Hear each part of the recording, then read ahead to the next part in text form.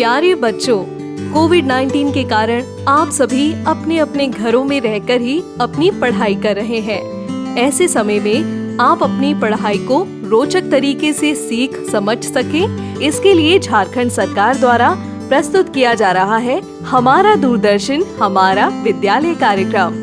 इसके माध्यम से आप प्रत्येक दिन सोमवार से शुक्रवार तक पूर्वाह्न 10 से 12 तथा अपराह्न 1 से 2 बजे तक अपनी अपनी कक्षाओं के अनुरूप कार्यक्रम देख सकेंगे। अब पढ़ाई नहीं रुकेगी। स्कूली शिक्षा एवं साक्षरता विभाग झारखंड। नमस्कार बच्चों, आइए देखते हैं आज हम क्या पढ़ेंगे। आज हम कक्षा 10 में विज्ञान में पढ़ेंगे प्रकाश भाग 2। वही कक्षा 10 के सामाजिक विज्ञान में आज हम जानेंगे वन और वन्य जीव संसाधन के बारे में।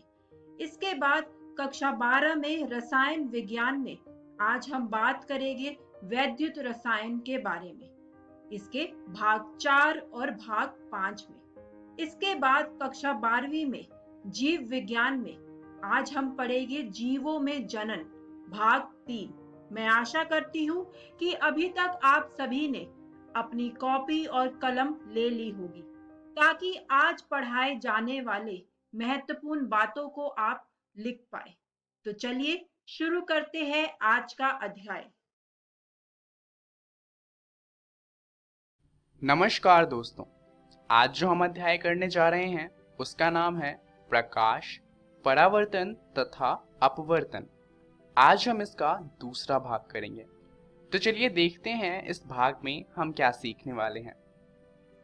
तो इस भाग में हम सीखेंगे गोलीय दर्पणों द्वारा प्रतिबिंब कैसे बनता है। परंतु प्रतिबिंब बनाना सीखने से पहले हमें कुछ शब्दावली जानना जरूरी हो जाता है, क्योंकि हम इन शब्दावली का इस्तेमाल करेंगे जब हम दर्पणों द्वारा प्रतिबिंब बनाने की बात करेंगे। ये जितने भी शब्दावली हैं उनसे एग्जाम में 1 नंबर के प्रश्न पूछे जा सकते हैं, तो इन्हें ध्यान से देखिएगा। सबसे पहला है ध्रुव, जिसे हम P से भी डिनोट करते हैं। गोलीय दर्पणों के परावर्तक पृष्ठ के केंद्रकों को दर्पण का ध्रुव कहते हैं। यह दर्पणों के पृष्ठ पर स्थित होता है। उदाहरण के लिए यहाँ पर 2 दर्पण दिए हुए हैं, एक है अवतल दर्पण और एक है उत्तल दर्पण। यहाँ पर आप देख सकते हैं दोनों ही दर्पणों के केंद्र में P लिखा हुआ है। इसका मतलब ध्रुव है, ये ध्रुव को दिखाता है। ध्रुव के बाद बात आती है वक्रता केंद्रक की, जिसे हम C से डिनोट करते हैं। गोलीय दर्पण का परावर्तक पृष्ठ एक गोले का भाग है और इस गोले का केंद्रक गोलीय दर्पण का वक्रता केंद्रक कहलाता है। जैसा कि हम जानते हैं जो हमारा दर्पण होता है, जितने भी गोलीय दर्पण होते हैं वो एक बड़े गोले से काट कर बनाए जाते हैं। तो ये जो बड़ा गोला है उसका एक केंद्रक होगा, उसी केंद्रक को कहा जाता है वक्रता केंद्रक, जिसे हम C से डिनोट करते हैं। अब अगर इसका केंद्रक है तो ये जो सर्कल है, ये जो गोला बना है, इसकी कोई त्रिज्या भी होगी। ये जो त्रिज्या होती है इसको कहा जाता है R, और R का मतलब होता है वक्रता त्रिज्या। गोलीय दर्पण का परावर्तक पृष्ठ जिस गोले का भाग है उसकी त्रिज्या दर्पण की वक्रता त्रिज्या कहलाती है। चलिए अब बात करते हैं मुख्य अक्ष की। गोलीय दर्पणों के ध्रुव तथा वक्रता त्रिज्या से गुजरने वाली सीधी रेखा को दर्पण का मुख्य अक्ष कहते हैं। तो हम ये कह सकते हैं कि मुख्य अक्ष वह रेखा है जो वक्रता केंद्रक और ध्रुव को एक दूसरे से जोड़ता है। इसके अलावा एक पॉइंट होता है F, इसे कहा जाता है मुख्य फोकस। ये जो हमारा मुख्य फोकस है और जो हमारा ध्रुव है, इसकी जो दूरी होती है इसे हम छोटे f से डिनोट करते हैं और इसे कहा जाता है फोकस दूरी। तो फोकस दूरी क्या हुआ? गोलीय दर्पण के ध्रुव तथा मुख्य फोकस के बीच की दूरी को कहा जाता है फोकस दूरी। इसका सूत्र होता है R = 2f। यहाँ पर R हमारा वक्रता त्रिज्या है। अब जैसा कि हम जानते हैं जो वक्रता केंद्रक है हमारा C और जो हमारा ध्रुव है, हमारा मुख्य फोकस उसके बिल्कुल बीच में होता है। तो जाहिर सी बात है जो हमारा वक्रता त्रिज्या होगा और जो हमारा फोकस होगा, तो हमारा वक्रता त्रिज्या हमारा फोकस का डबल होगा और इसलिए हम कह सकते हैं R बराबर में 2f। तो चलिए अब जानते हैं कि आखिर मुख्य फोकस का काम क्या होता है। अगर हम बात करें अवतल दर्पण की, तो अवतल दर्पण का जो मुख्य फोकस होता है वो दूर से आने वाली जितनी भी रेखा होती है उन सभी को फोकस पे लाता है। यानी कि अगर अनंत पर कोई हमारा बिंब रखा हुआ है तो उसका प्रतिबिंब बनेगा फोकस पे, क्योंकि अनंत से आने वाली सारी रेखाएं जाकर मिलेंगी हमारे फोकस पे। अगर हम वहीं उत्तल दर्पण की बात करें तो उत्तल दर्पण पे अनंत से जितनी भी रेखाएं आती हैं वो अलग अलग दिशाओं में चली जाती हैं, परंतु अगर हम उन दिशाओं को पीछे की तरफ लेके आए तो ऐसा प्रतीत होता है कि जितनी भी रेखाएं हैं वो पीछे की तरफ एक पॉइंट पर मिल रही हैं, जो कि पॉइंट होता है हमारा फोकस। तो यहाँ पर हम कह सकते हैं कि दर्पण के पीछे फोकस बनता है उत्तल दर्पण के केस में, क्योंकि यहाँ पर रेखाएं क्योंकि आगे जाकर बिखर जाती हैं, ऐसा लगता है कि वो पीछे फोकस से निकली हों। तो हमारी शब्दावली यहीं पर समाप्त होती है। अब हम देख सकते हैं कि दर्पणों द्वारा प्रतिबिंब बनता कैसे है, परंतु उससे पहले आइए ये जानते हैं कि हमें देखने क्या क्या चीजें हैं। सबसे पहले हमें साइज को देखना है कि क्या जो हमारा प्रतिबिंब बना है वो छोटा है या फिर समान साइज का है। दूसरा हमें देखना होता है स्थान, कि आखिर जो हमारा प्रतिबिंब है वो वास्तविक है अथवा आभासी है। अगर जो हमारा प्रतिबिंब होगा वो मिरर की दूसरी तरफ यानी कि मिरर के अंदर बनेगा तो हम कह सकते हैं कि वो आभासी है, परंतु अगर वो मिरर के बाहर बनता है तो वो वास्तविक कहलाएगा। और हम इसकी प्रकृति के बारे में भी जानेंगे कि क्या वे आवर्धित है या फिर नहीं है। तो अब अगर हम दर्पणों द्वारा प्रतिबिंब बनाना सीखेंगे तो जाहिर सी बात है कि हमें परावर्तन के कुछ नियम पढ़ने होंगे गोलीय दर्पणों के लिए। चलिए उन्हें जान लेते हैं। दर्पणों के मुख्य अक्ष के समांतर प्रकाश की किरण परावर्तन के पश्चात अवतल दर्पण के मुख्य फोकस से गुजरेगी अथवा उत्तल दर्पण के मुख्य फोकस से अपसारित होती हुई प्रतीत होगी। इसका मतलब ये है कि अगर हम अवतल दर्पण की बात करें तो वहां पर अगर कोई सी भी रेखा या फिर प्रकाश की किरण फोकस से गुजरेगी तो जो हमारा मुख्य अक्ष है उसके समांतर चली जाएगी, और इसका उल्टा भी सही होता है। यानी कि अगर कोई रेखा और प्रकाश की किरण हमारे मुख्य अक्ष के समांतर आएगी तो वो फोकस से पास करेगी। अगर हम उत्तल दर्पण की बात करें तो यहाँ पर क्या होता है कि जितनी भी प्रकाश किरणें आती हैं वो अलग दिशाओं में फैल जाती हैं, परंतु ऐसा प्रतीत होता है अगर कोई रेखा मुख्य अक्ष के समांतर आ रही है तो ऐसा प्रतीत होता है कि वो फोकस पे मिलेगी पीछे की तरफ अगर हम रेखा को बढ़ाएं तो। चलिए अब जानते हैं दूसरा रूल। गोलीय दर्पण के वक्रता केंद्र से गुजरने वाली किरण परावर्तन के पश्चात उसी पथ के अनुदिशा वापस परिवर्तित हो जाती है। इसका मतलब ये है कि जो हमारा C पॉइंट है उससे कोई रेखा आती है हमारे दर्पण पे, तो जिस एंगल से वो आई है उसी पथ पे वो वापस भी चली जाएगी। चलिए फाइनली अब बचता है हमारा आखिरी रूल। हमारा आखिरी रूल है आपतित तथा परावर्तित किरणें आपतन बिंदु यानी कि P पर मुख्य अक्ष से समान कोण बनाते हुए परावर्तन के नियमों का पालन करती हैं। इसका मतलब ये है कि जो हमारा P पॉइंट है उस पे कोई किरण आएगी तो वो जिस एंगल पर आएगी उसी एंगल पर वो परावर्तित भी हो जाएगी, जैसा कि आप इमेज में देख सकते हैं। तो अब हमने सारे रूल पढ़ लिए और हमने सारे के सारे शब्दावली जान लिए। अब फाइनली हम दर्पणों द्वारा प्रतिबिंब बनाना सीख सकते हैं। तो यहाँ पर चलिए शुरुआत करते हैं अवतल दर्पण से। अब हमें करना क्या है कि सबसे पहले जो हमारा बिंब है उसे हम सबसे दूर रखेंगे यानी कि अनंत पे रखेंगे और धीरे धीरे इस बिंब को पास लाते जाएंगे और देखेंगे कि जो हमारा प्रतिबिंब है उसमें क्या बदलाव हो रहा है। तो जब हम अनंत पर डालते हैं तो अनंत पर रखे बिंब से हमेशा पैरेलल रेखाएं आती हैं। अब जैसा कि हम जानते हैं कोई समांतर रेखा आएगी मुख्य अक्ष पे तो वो फोकस से पास करेगी, तो इसलिए जो हमारा इमेज बनेगा यानी कि जो हमारा प्रतिबिंब बनेगा वो बनेगा फोकस पर। ये अत्यधिक छोटा होगा और ये बिंदु के आकार का होगा, और क्योंकि ये इमेज की उसी तरफ बना है जिस तरफ इमेज है तो हम कह सकते हैं कि ये एक वास्तविक इमेज होगा और ये उल्टा होगा। अब इसके बाद हमें वस्तु को थोड़ा पास लाना है, तो अब हम क्या करते हैं कि C से थोड़ा सा पीछे रखते हैं इसे। अब यहाँ पर आप देख सकते हैं एक रेखा हमने सेंटर से पास करी है यानी कि वक्रता केंद्रक से, और दूसरी समांतर पास करी है मुख्य अक्ष से जो फोकस से पास हो जाएगी। तो यहाँ पर जो हमारा प्रतिबिंब बनेगा वो बनेगा F तथा C के बीच में। यहाँ पर जो बनेगा इमेज वो छोटा होगा और वास्तविक होगा तथा उल्टा होगा। जब हम वस्तु को थोड़ा और पास लाएंगे यानी कि इस बार हम इसे रखते हैं C पर, तो C पर रखने पर हम देखेंगे कि जो प्रतिबिंब बनता है वो भी C पर ही बनता है और जो साइज है वो समान साइज है और ये वास्तविक है तथा उल्टा है। अब तक आपने एक बात नोटिस करी होगी कि जैसे जैसे हम वस्तु को पास लाते जा रहे हैं जो हमारा साइज है वो बढ़ता जा रहा है। पहले बिंदु के आकार का था, फिर छोटा हुआ और अब समान साइज का हो गया, और जितने भी हैं वो सभी वास्तविक बने हैं तथा उल्टे बने हैं। अब इसके बाद हम इसे थोड़ा और पास लाएंगे यानी कि हम इसे C तथा F के बीच में रखेंगे।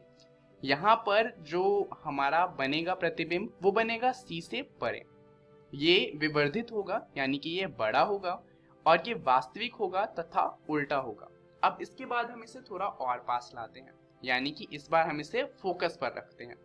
तो फोकस पर रखने पर जो हमारा प्रतिबिंब बनेगा वो बनेगा अनंत पर, और यहाँ पर जो साइज होगा वो अत्यधिक विवर्धित होगा क्योंकि अनंत पर बना कोई भी प्रतिबिंब बहुत ज्यादा बड़ा होता है। और इस बार भी जो हमारा इमेज बनेगा वो वास्तविक होगा तथा उल्टा होगा। अब आप देख सकते हैं कि अब तक जो हमारा साइज है प्रतिबिंब का वो बढ़ता जा रहा है। पहले पॉइंट साइज था, फिर छोटा हुआ, फिर बड़ा हुआ और अब अनंत पर बना है, परंतु अनंत से ज्यादा बड़ा नहीं हो सकता यानी कि अब साइज इससे छोटा ही रहेगा। तो अब हम क्या करते हैं, वस्तु को थोड़ा और पास लाते हैं यानी कि F तथा P के बीच में रखते हैं। यहाँ पर जो हमारा इमेज बनेगा वो पहली बार दर्पण के पीछे बनेगा यानी कि ये वास्तविक नहीं रहा। यहाँ पर जो इमेज होगा वो विवर्धित होगा यानी कि बड़ा होगा और पहली बार आभासी तथा सीधा होगा। तो अवतल दर्पण के 6 केस होते हैं जिसमें से 5 में वास्तविक इमेज बनती है और सिर्फ एक ऐसा केस है जिसमें आभासी तथा सीधी इमेज बनती है।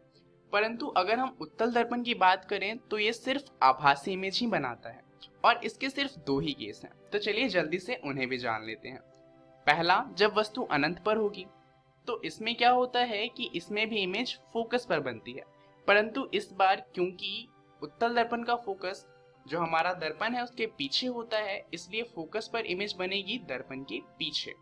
ये भी अत्यधिक छोटी होगी और आभासी होगी तथा सीधी होगी। अब इसके बाद ऑब्जेक्ट यानी कि हमारे वस्तु को थोड़ा और पास लाना है, तो अब हम इसे अनंत तथा P के बीच में रखते हैं। इस बार P तथा F के बीच में दर्पण के पीछे हमारा प्रतिबिंब बनेगा। इस बार प्रतिबिंब छोटा होगा और इस बार भी ये आभासी तथा सीधा होगा।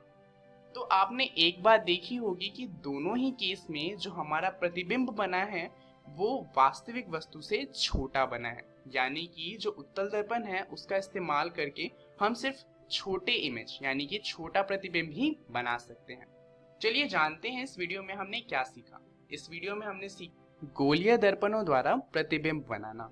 इसके बारे में आप अपनी NCERT बुक का अध्याय प्रकाश, परावर्तन तथा अपवर्तन पढ़ सकते हैं।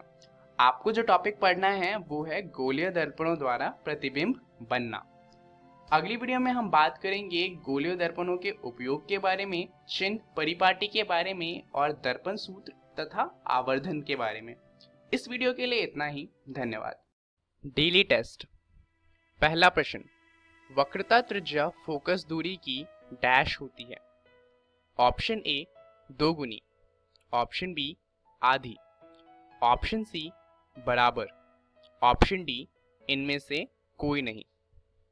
दूसरा प्रश्न, गोलीय दर्पण के परावर्तक पृष्ठ के केंद्रकों को दर्पण का डैश कहते हैं।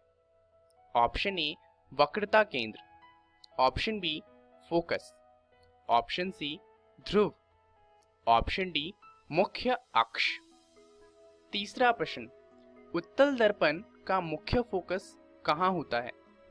ऑप्शन ए दर्पण के पीछे, ऑप्शन बी दर्पण के आगे, ऑप्शन सी अनंत पर, ऑप्शन डी शून्य होता है। चौथा प्रश्न, अवतल दर्पण फोकस पर प्रतिबिंब बनाता है यदि वस्तु डैश पर रखी हो।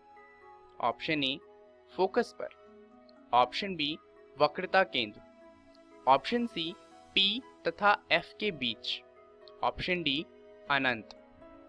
पांचवा प्रश्न, उत्तल दर्पण हमेशा डैश प्रतिबिंब बनाता है।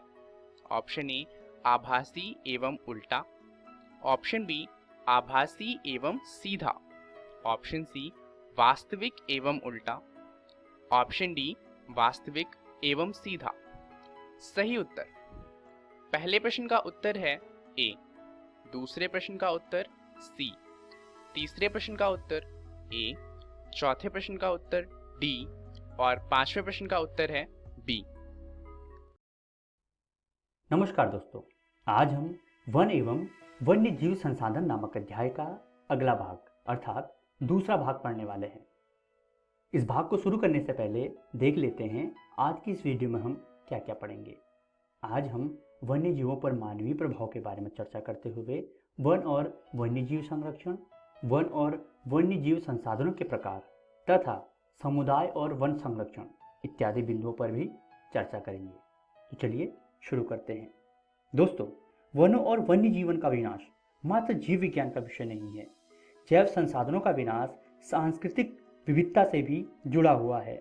जैव विनाश के कारण कई मूल जातियां और वनों पर आधारित समुदाय निर्धन होते जा रहे हैं। इसके अलावा वनों के विनाश से उन वनों पर रहने वाले जीवों को भी काफ़ी नुकसान पहुंचा है। प्राकृतिक रूप से या फिर मनुष्य के द्वारा जंगलों में लगने वाली आग न केवल जंगलों का विनाश कर रही है बल्कि इससे पर्यावरण भी प्रदूषित हो रहा है। इसके अलावा कुछ मानवीय तत्व शौक या फिर भोजन के लिए शिकार करते हैं, जिसकी वजह से जंगली जानवरों के लुप्त होने का खतरा बना हुआ है या फिर वे जंगली जानवर अब अपने प्राण बचाने के लिए इधर उधर भाग रहे हैं। दोस्तों, आमतौर पर विकासशील देशों में पर्यावरण विनाश का मुख्य दोषी अत्यधिक जनसंख्या को भी माना जाता है। भारत के 5% धनी लोग 25% गरीब लोगों की तुलना में अपने संसाधन उपभोग द्वारा पर्यावरण को अधिक नुकसान पहुंचाते हैं तथा इन 5% लोगों की पर्यावरण रखरखाव में कोई जिम्मेदारी भी नहीं होती। दोस्तों, वन विनाश की वजह से जंगलों से जुड़े समुदाय दिनों दिन निर्धन होते जा रहे हैं। वनों से मिलने वाली औषधि, चारा तथा अन्य खाने पीने की चीजें मिल पाना अब मुश्किल होता जा रहा है।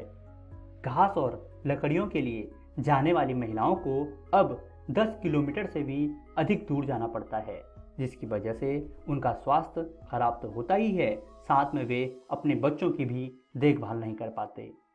परोक्ष रूप से वन कटाई से सूखा और बाढ़ जैसी आपदाएं भी जन्म लेती हैं। चलिए दोस्तों, अब बात करते हैं वन और वन्य जीव संरक्षण की। वन्य जीवन और वनों में तेजी से हो रहे ह्रास के कारण इनका संरक्षण बहुत आवश्यक हो गया है। संरक्षण से पारिस्थितिकी विविधता बनी रहती है तथा हमारे जीवन साध्य संसाधन जल, वायु और मृदा बने रहते हैं। यह विभिन्न जातियों में बेहतर जनन के लिए वनस्पति और पशुओं में जीन्स विविधता को भी संरक्षित करती है। वन और वन्य जीव संरक्षण से प्रकृति में पाए जाने वाले सभी प्रकार के जीवधारियों की रक्षा की जा सकती है। इसकी वजह से हम हवा, पानी और मिट्टी इत्यादि को संरक्षित करते हुए उनका उपयोग कर सकते हैं। दोस्तों, 1960 और 1970 के दशकों के दौरान पर्यावरण संरक्षकों ने राष्ट्रीय वन्यजीव सुरक्षा कार्यक्रम की पुरजोर मांग की। भारतीय वन्यजीव संरक्षण अधिनियम 1972 लागू किया गया, जिसमें वन्य जीवों के आवास संरक्षण के अनेक प्रावधान थे। इस अधिनियम के तहत बची हुई संकटग्रस्त जातियों के बचाव, शिकार प्रतिबंधन तथा जंगली जीवों के व्यापार पर रोक आदि पर जोर दिया गया। दोस्तों, वन्य जीव संरक्षण में बाघ अर्थात टाइगर एक महत्वपूर्ण जंगली जाति है, लेकिन दिनों दिन इनकी जनसंख्या कम होती जा रही है। बाघों की खाल का व्यापार और उनकी हड्डियों का एशियाई देशों में परंपरागत औषधियों के प्रयोग के कारण यह जाति विलुप्त होने के कगार पर पहुंच गई है। भारत और नेपाल दुनिया की 2/3 भागों को आवास उपलब्ध कराते हैं। दोस्तों, प्रोजेक्ट टाइगर विश्व की बेहतरीन वन्यजीव परियोजनाओं में से एक है। एशियाई चीता 112 किलोमीटर प्रति घंटे की गति से दौड़ सकता है। प्रोजेक्ट टाइगर की शुरुआत 1973 में हुई। भारत में 37,761 वर्ग किलोमीटर पर फैले हुए 27 बाघ रिजर्व हैं। उत्तराखंड में कार्बेट राष्ट्रीय उद्यान, पश्चिम बंगाल में सुंदरवन राष्ट्रीय उद्यान, मध्य प्रदेश में बांधवगढ़ राष्ट्रीय उद्यान, राजस्थान में सरिस्का वन्यजीव पशु विहार, असम में मानस बाघ रिजर्व और केरल में पेरियार बाघ रिजर्व में प्रमुख बाघ संरक्षण परियोजनाएं हैं। दोस्तों, वन्यजीव संरक्षण अधिनियम 1980 और 1986 के तहत सैकड़ों तितलियों, पतंगों, भृंगों और एक ड्रैगन फ्लाई को भी संरक्षित जातियों में शामिल किया गया है। आइए दोस्तों, अब बात करते हैं वन और वन्यजीव संसाधनों के प्रकारों की। सबसे पहले बात करते हैं आरक्षित वनों की। देश में आधे से अधिक वन क्षेत्र आरक्षित वन क्षेत्र घोषित किए गए हैं। इन वनों में न ही लकड़ियां काटी जा सकती हैं और न ही पशुचारण होता है। वन एवं वन्यजीव संरक्षण के लिए आरक्षित वनों को सबसे अधिक मूल्यवान माना जाता है। अगला है रक्षित वन। दोस्तों, वन विभाग के अनुसार देश के कुल वन क्षेत्र का 1/3 हिस्सा लगभग 29% रक्षित वन है। इन वनों को और अधिक नष्ट होने से बचाने के लिए इनकी सुरक्षा की जाती है। अवर्गीकृत वन अन्य सभी प्रकार के वन और बंजर भूमि जो सरकार, व्यक्तियों और समुदायों के स्वामित्व में होते हैं, अवर्गीकृत वन कहे जाते हैं। दोस्तों, आरक्षित और रक्षित वन ऐसे स्थायी वन क्षेत्र हैं जिनका रखरखाव इमारती लकड़ी, अन्य वन पदार्थों और उनके बचाव के लिए किया जाता है। भारत में मध्य प्रदेश में स्थायी वनों के अंतर्गत सर्वाधिक वन क्षेत्र है, जो कि प्रदेश के कुल वन क्षेत्र का 75% है।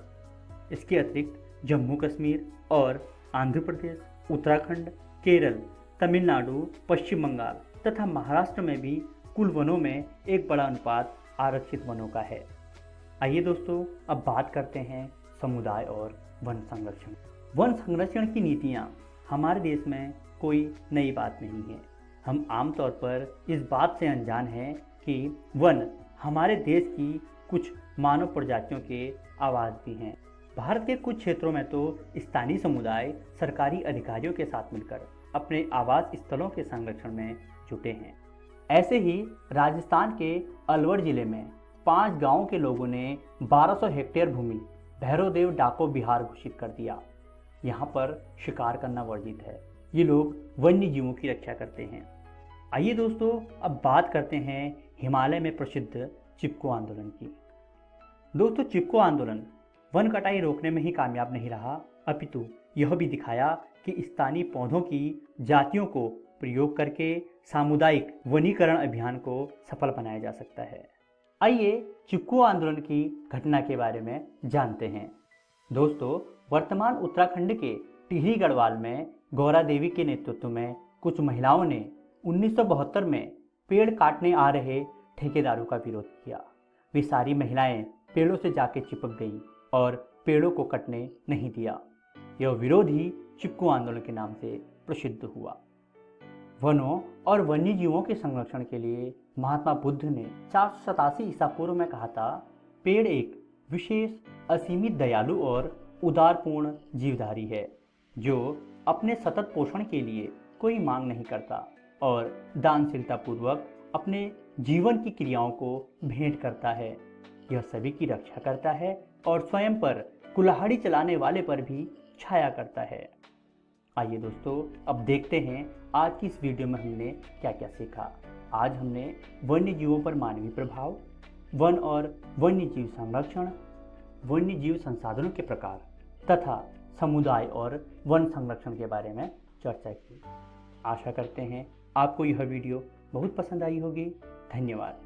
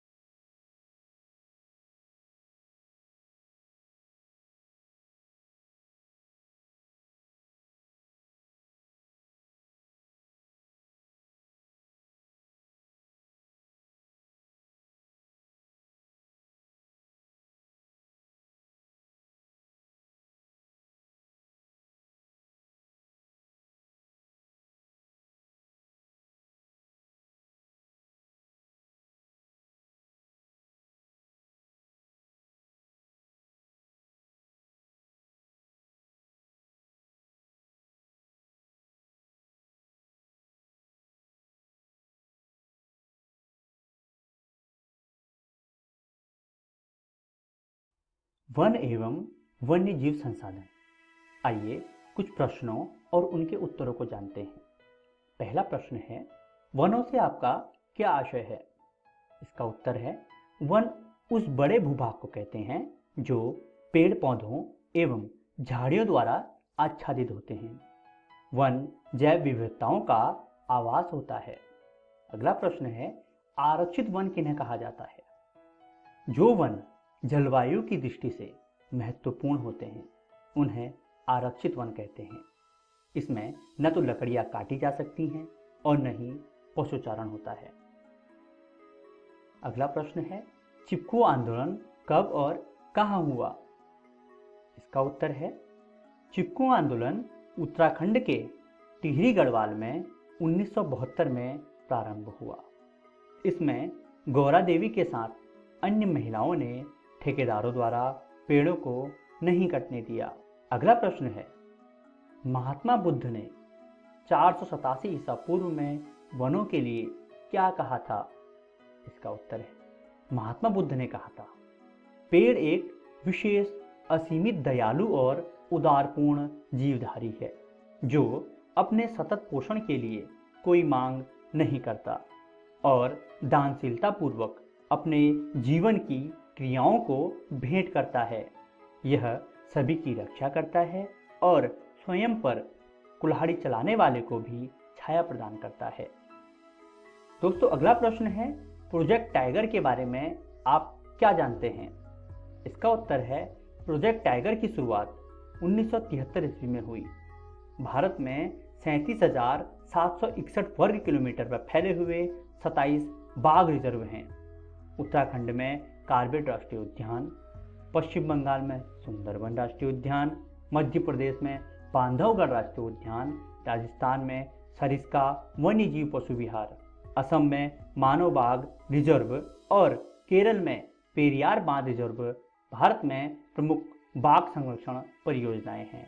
अगला प्रश्न है, वनों के विनाश होने से क्या क्या परेशानियां देखी जाती हैं? इसका उत्तर है, वन विनाश की वजह से जंगलों से जुड़े समुदाय दिनों दिन निर्धन होते जा रहे हैं। वनों से मिलने वाली औषधि, चारा तथा अन्य खाने पीने की चीजें मिल पाना अब मुश्किल होता जा रहा है। घास और लकड़ियों के लिए जाने वाली महिलाओं को अब 10 किलोमीटर से भी अधिक दूर जाना पड़ता है, जिसकी वजह से उनका स्वास्थ्य खराब होता ही है, साथ में वे अपने बच्चों की देखभाल भी नहीं कर पाते। परोक्ष रूप से वन कटाई से सूखा और बाढ़ जैसी आपदाएं भी जन्म लेती हैं। दोस्तों, आशा करते हैं आपको ये प्रश्न उत्तर अच्छे से समझ में आए होंगे। धन्यवाद।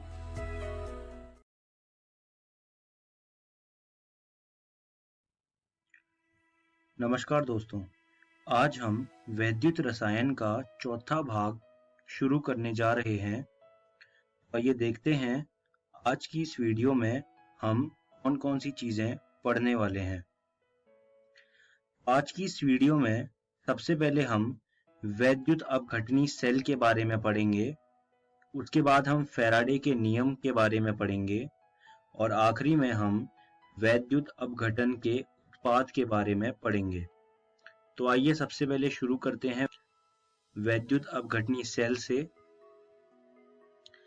एक वैद्युत अपघटनी सेल एक वैद्युत रसायन सेल है जो विद्युत ऊर्जा के अनुप्रयोग के माध्यम से एक रेडॉक्स प्रतिक्रिया को चलाता है। अभी तक आपने ये चीज देखी थी कि एक रेडॉक्स प्रतिक्रिया हो रही है, उसमें हमने इलेक्ट्रोड डाले हुए हैं और उस प्रतिक्रिया से हम एक विद्युत ऊर्जा ले रहे हैं। लेकिन इसमें उल्टा होता है।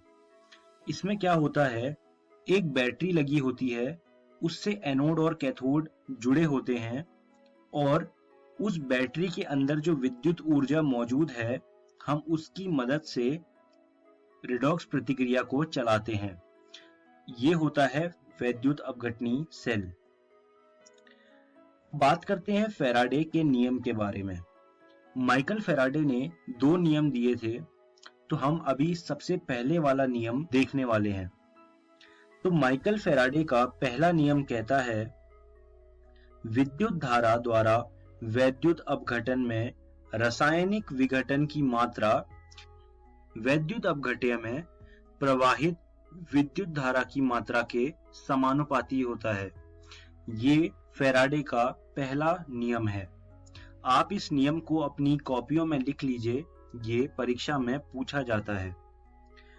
अब बात करते हैं फैराडे के दूसरे नियम की।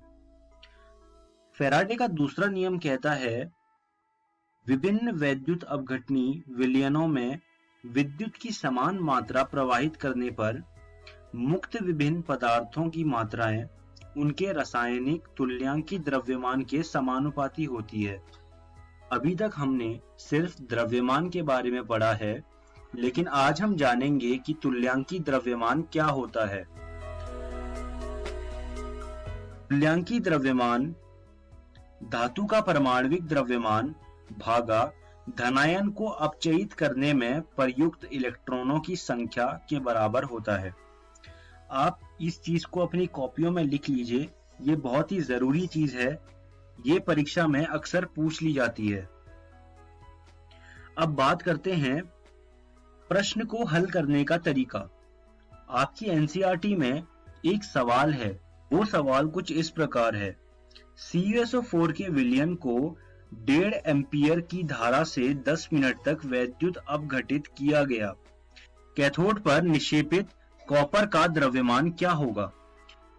इसका हल जो है वो आपकी एनसीईआरटी में पहले से ही मौजूद है, लेकिन कई लोगों को इस तरह के सवाल समझ नहीं आते कि कैसे किया जाए, तो उसके लिए मैं आपको ये बताऊंगा कि इन सवालों को करने का तरीका क्या होता है।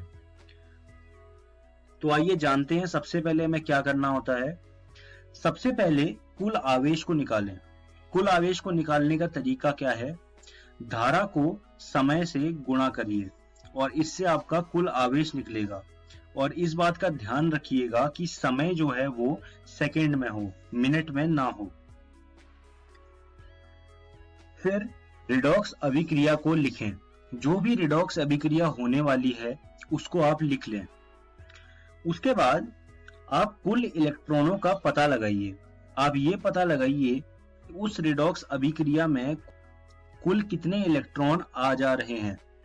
इन सब के बाद आपको कुल इलेक्ट्रॉनों की संख्या जो आपने निकाली है उसको 1 फैरेड से गुणा करना है।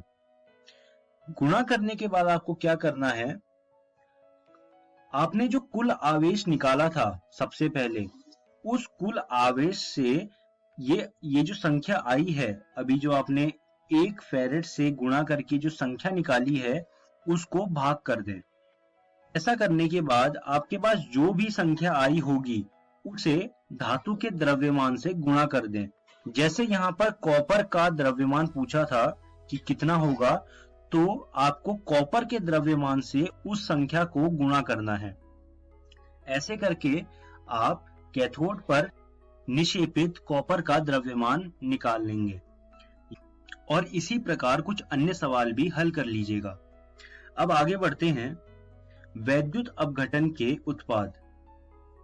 वैद्युत अपघटन के उत्पाद अपघटित होने वाले पदार्थों की अवस्था तथा प्रयुक्त इलेक्ट्रोडों के प्रकार पर निर्भर करते हैं। कुछ वैद्युत रासायनिक प्रक्रम यद्यपि संभव होते हैं, परंतु गतिकीय रूप से इतने धीमे होते हैं कि ये निम्न विभव पर घटित होते प्रतीत नहीं होते। ऐसी परिस्थितियों में अतिरिक्त विभव लगाना पड़ता है, जिसे अधिविभव कहते हैं, जो इन प्रक्रमों को और कठिन बना देता है। अधिविभव परीक्षा के उद्देश्य से एक बहुत ही जरूरी टॉपिक है। आप इसको अपनी कॉपी में जरूर लिख लीजिए और एनसीईआरटी से इसको एक बार फिर से पढ़िएगा। अब हम इस वीडियो के अंत में आ गए हैं, तो आइए देखते हैं कि आज की इस वीडियो में हमने क्या क्या सीखा। सबसे पहले हमने वैद्युत अपघटनी सेल के बारे में पढ़ा। उसके बाद हमने फैराडे के नियम पढ़े, जिसमें हमने फैराडे के 2 नियम पढ़े, और आखिरी में हमने वैद्युत अपघटन के उत्पाद पढ़े। मैं उम्मीद करता हूं आपको मेरी पढ़ाई हुई चीजें समझ आई होंगी और मैं आपको ये सलाह दूंगा कि आप इन सब चीजों को एनसीईआरटी रसायन विज्ञान भाग 1 से जरूर पढ़ लीजिएगा और इनके कुछ प्रश्न भी हल कर लीजिएगा। आने वाली वीडियो में हम सबसे पहले बैटरियां पढ़ेंगे, उसके बाद हम ईंधन सेल के बारे में पढ़ेंगे और आखिरी में हम संक्षारण के बारे में पढ़ेंगे। धन्यवाद दोस्तों।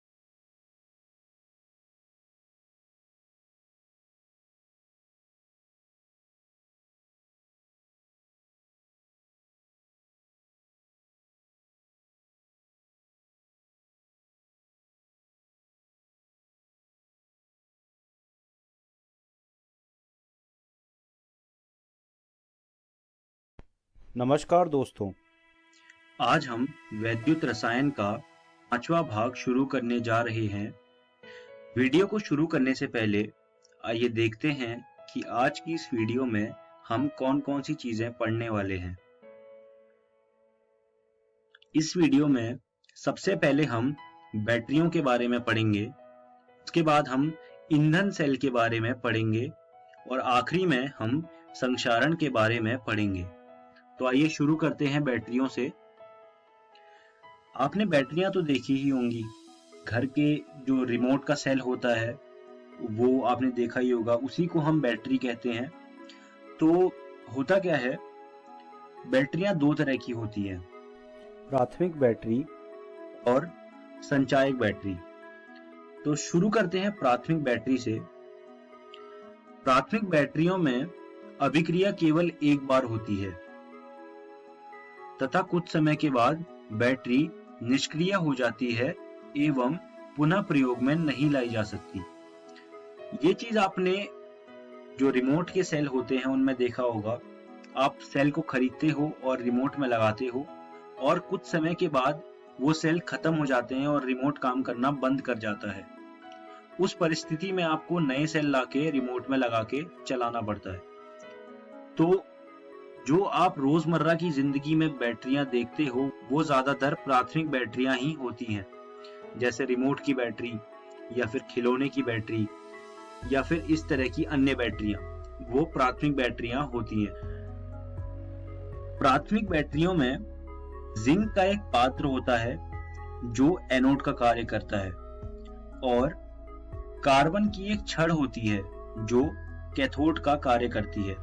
आप चित्र में देख सकते हैं, कार्बन की छड़ है और जिंक कप है। इसके बीच में MnO2 कार्बन का जल और NH4Cl का एक पेस्ट मौजूद होता है। कार्बन छड़ और जिंक कप के बीच में ये पेस्ट मौजूद होता है। आप ये प्राथमिक बैटरी का चित्र अपनी कॉपियों में बना लीजिए।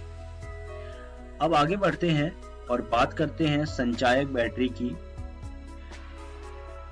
प्राथमिक बैटरी के विपरीत संचायक सेल को उपयोग के बाद विपरीत दिशा में विद्युत धारा के प्रभाव द्वारा पुनः आवेशित कर फिर से प्रयोग में लाया जा सकता है। जैसे प्राथमिक बैटरियों में क्या होता था कि बैटरी एक बार हमने इस्तेमाल करी और वो फिर इस्तेमाल करने लायक नहीं रहती, लेकिन संचायक बैटरियों में क्या होता है, हम उसको दोबारा प्रयोग में ला सकते हैं। इसके लिए हमें क्या करना होता है, विद्युत की धारा को विपरीत दिशा में प्रवाह कराना होता है। तो ये होती हैं संचायक बैटरियां। आप देख सकते हैं संचायक बैटरी में भी एनोड होता है और कैथोड होता है। एनोड में माइनस का साइन होता है और कैथोड में प्लस का साइन होता है, और इसमें कुछ मात्रा में सल्फ्यूरिक अम्ल भी मौजूद होता है। ये थी संचायक बैटरियां। अब आगे बढ़ते हैं ईंधन सेल। ऐसे गैल्वेनी सेलों को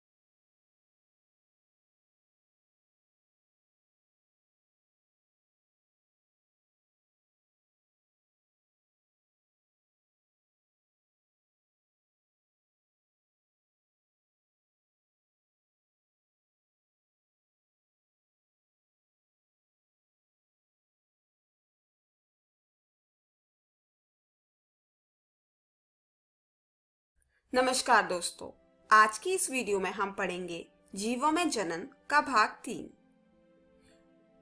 पिछली वीडियो में हमने अलैंगिक जनन और उसके प्रकारों के बारे में पढ़ा था। इस वीडियो में हम पढ़ेंगे लैंगिक जनन के प्रकार और युग्मक जनन। तो चलिए शुरुआत करते हैं। लैंगिक जनन वह क्रिया है जिसमें दो विपरीत लिंग के युग्मकों के संयुग्मन के पश्चात युग्मनज बनता है और इसी युग्मनज में परिवर्तन के फलस्वरूप नए जीव का निर्माण होता है। इस प्रक्रिया में नर और मादा दो जनकों की आवश्यकता होती है। अलग अलग शारीरिक संरचना होने के बावजूद लगभग सभी जीव लैंगिक जनन का एक जैसा पैटर्न दर्शाते हैं। सभी अपने अपने जीवन काल में एक निश्चित समय अवधि में ही लैंगिक जनन करने में सक्षम होते हैं और उस अवधि को जनन प्रावस्था कहते हैं। यह अवस्था किशोर अवस्था और वृद्धावस्था के बीच में होती है। सभी जीव अपने अपने जीवन में वृद्धि की एक निश्चित अवस्था एवं परिपक्वता तक पहुंचते हैं। इसके बाद ही लैंगिक जनन करने में सक्षम होते हैं। यह अवस्था किशोर अवस्था कहलाती है। पौधों में किशोर अवस्था को कायिक प्रावस्था भी कहते हैं। पौधों में किशोर अवस्था और कायिक प्रावस्था एक जीवन चक्र में बारी बारी से भी हो सकती है। पौधों में पुष्पों का खिलना जनन अवस्था के प्रारंभ का सूचक है। एक पौधा अपने जीवन चक्र में कितने बार फल अथवा बीज उत्पन्न कर सकता है, इस आधार पर उसे दो श्रेणियों में विभाजित किया जाता है। पहला है मोनोकार्पिक। इन पौधों में पुष्पीकरण इनके जीवन चक्र में सिर्फ एक बार होता है। इनके उदाहरण हैं गेहूं या फिर चावल। आपने देखा होगा कि हर साल गेहूं या चावल की फसल प्राप्त कर लेने के बाद सारे पौधों को काट दिया जाता है। फिर अगली फसल के लिए नए पौधे उगाए जाते हैं। अगली श्रेणी है पॉलीकार्पिक। इनमें पुष्पीकरण इनके जीवन काल में कई बार होता है। इसके उदाहरण हैं सेब का पेड़ या फिर आम का पेड़ आदि। जैसा कि एक बार हम पेड़ से सेब तोड़ लें तो फिर सेम पौधे में फिर अगले साल फल उगाते हैं। पर इसमें कुछ अपवाद भी हैं, जैसे कि नीला कुरिंची, जो कि 12 सालों में एक बार ही खिलता है। यह पहले 2006 में खिला था, फिर पिछले साल 2018 में और अब यह पुष्प 2030 में ही खिलेगा। अगला अपवाद बैम्बू या फिर बांस है। यह भी अपने पूरे जीवन काल में सामान्यतः 50 से 100 वर्षों में एक बार ही पुष्प उत्पन्न करते हैं। अधिकतर प्राणियों में किशोरावस्था की समाप्ति उनके प्रजनन व्यवहार के पूर्व उनकी शारीरिकी एवं आकारिकी में बदलाव से प्रकट होती है। सोचो कि क्या प्राणी वर्ष भर अंडे दे सकते हैं? नहीं। प्रकृति में रहने वाले पक्षी केवल विशेष मौसम के आने पर ही अंडे देते हैं। उन्हें मौसमी प्रजनक कहा जाता है। इसके कुछ अपवाद भी हैं, जैसे कि फार्म में रखे जाने वाली मुर्गियां पूरे साल अंडे उत्पन्न करती हैं।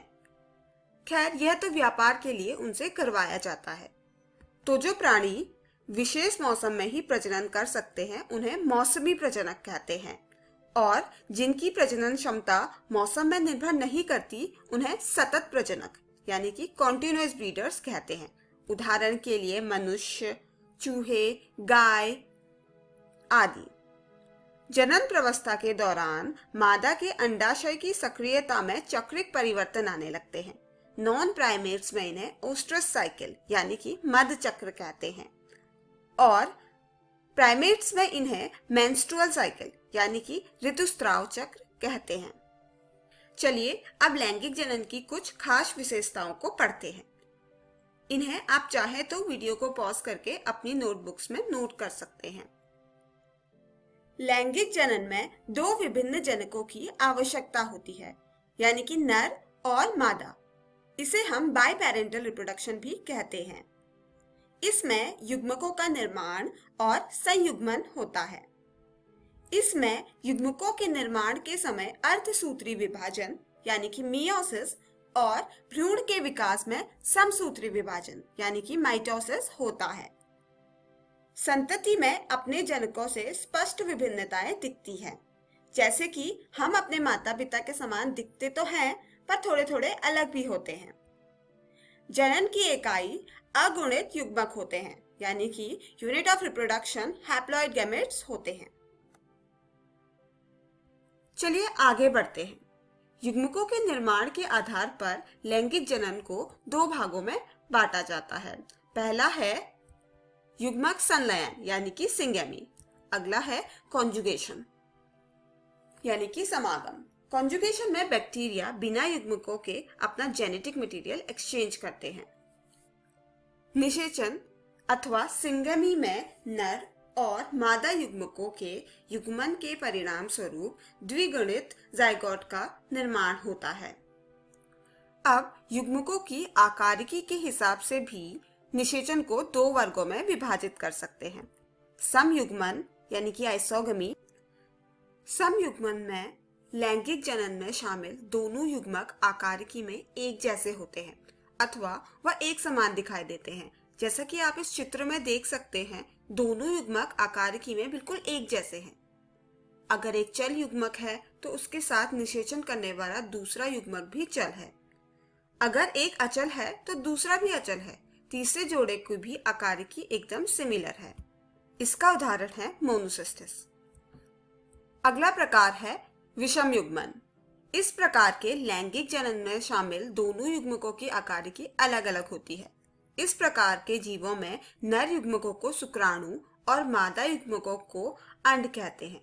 उदाहरण के लिए मनुष्य या मेंढक। इस चित्र में देखिए, तीनों जोड़ों में दोनों युग्मकों के शेप साइज में फर्क नजर आ रहा है। यह क्लैडोफोरा के समयुग्मक है। आप देख सकते हैं इन दोनों की आकारिकी में कोई अंतर नहीं है। यह फ्यूकस के विषम युग्मज है और यह मानव के विषम युग्मज शुक्राणु और अंड। इनकी आकारिकी में तो साफ तौर पे फर्क नजर आ रहा है। सभी लैंगिक जनन करने वाले जीव कुछ प्रक्रियाएं या घटनाएं प्रदर्शित करते हैं जिनमें समानताएं होती हैं, जबकि लैंगिक जनन से संबंधित संरचनाएं सभी जीवों में भिन्न होती है। तो सुविधा के लिए इसी पूरी प्रक्रिया को 3 घटनाओं में विभाजित किया जा सकता है: निषेचन पूर्व, निषेचन और निषेचन पश्चात। निषेचन की प्रक्रिया के पहले जो भी घटनाएं होती है उन्हें निषेचन पूर्व घटनाएं कहते हैं। इसमें युग्मक जनन और युग्मक स्थानांतरण आते हैं। युग्मक जनन यानी कि युग्मकों का बनना। आइडियली युग्मक अगुणित होते हैं।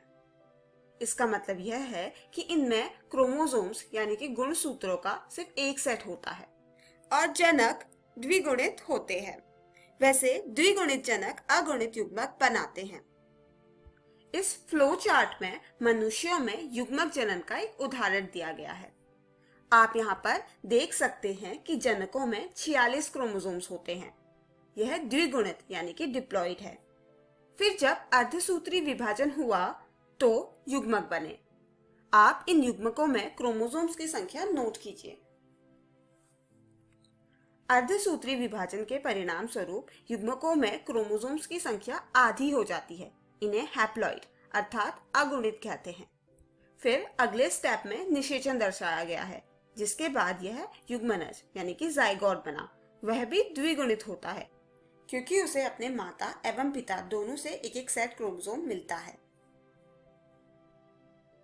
तो इस वीडियो में हमने पढ़ा लैंगिक जनन के प्रकार और युग्मक जनन। आप घर जाकर अपनी जीव विज्ञान की NCERT की पुस्तक में से लैंगिक जनन के युग्मक जनन के टॉपिक को जरूर दोहराएं। अगली वीडियो में हम पढ़ेंगे युग्मक स्थानांतरण। धन्यवाद।